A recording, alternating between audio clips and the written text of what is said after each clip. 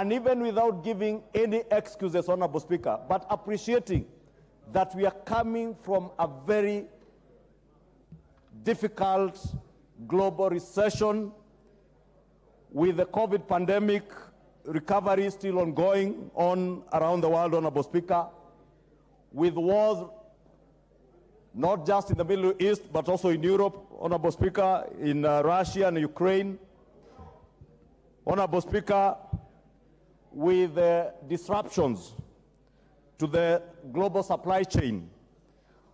and disruptions that came with the drought, Honorable Speaker, that was built to have been the worst drought in 4 decades. In almost 40 years, Honorable Speaker, the Kenya Kwanza government came into leadership in the midst of a drought that was built as the worst drought in 40 years of our existence as a nation, in a period of close to 60 years, Honorable Speaker. And without giving any excuses, Honorable Speaker,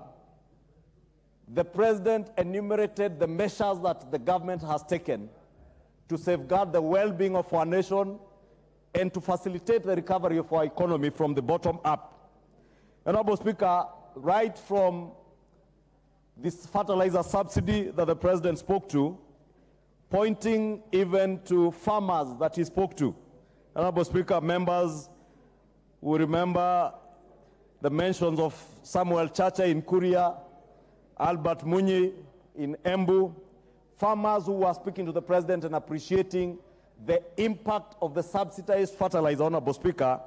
in not only improving the productivity of their farms as individual farmers, but also in contributing to the 18 million extra bags that have been delivered by our patriotic and hardworking farmers, courtesy of the subsidized fertilizer, and of course,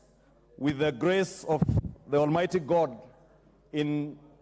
providing us with adequate rains in the last 6 months, and even the ongoing rains, Honorable Speaker. Honorable Speaker, the President did not stop at that. He enumerated the challenges that will come even with the El Nino rains.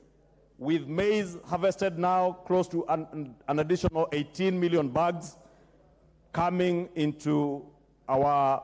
supply chain, Honorable Speaker, in a way, Honorable Speaker, putting an extra 200,000 acres under production. But also, Honorable Speaker, the challenges that will come now with the El Nino rains, that part of this maize, especially that maize being harvested now and in the last few weeks, may not be in a position to be dried, courtesy of the current prevailing weather conditions. But appreciating that, Honorable Speaker, the President did note that the National Cereals and Produce Board will also be assisting farmers to dry their maize, and indeed at a very subsidized price, at almost a fifth of the price of 70 shillings down from 350 shillings per bag. And indeed, he indicated that on Wednesday of last week, the first consignment of 100 mobile dryers for use by farmers around the country had already docked at our port in Mombasa, ready for use. Honorable Speaker, he did not forget our dairy farmers, who he indicated that the government is in the process now of mapping out the production areas of milk in our country to ensure that we also have coolers and milk processing facilities ready for use for farmers to ensure that they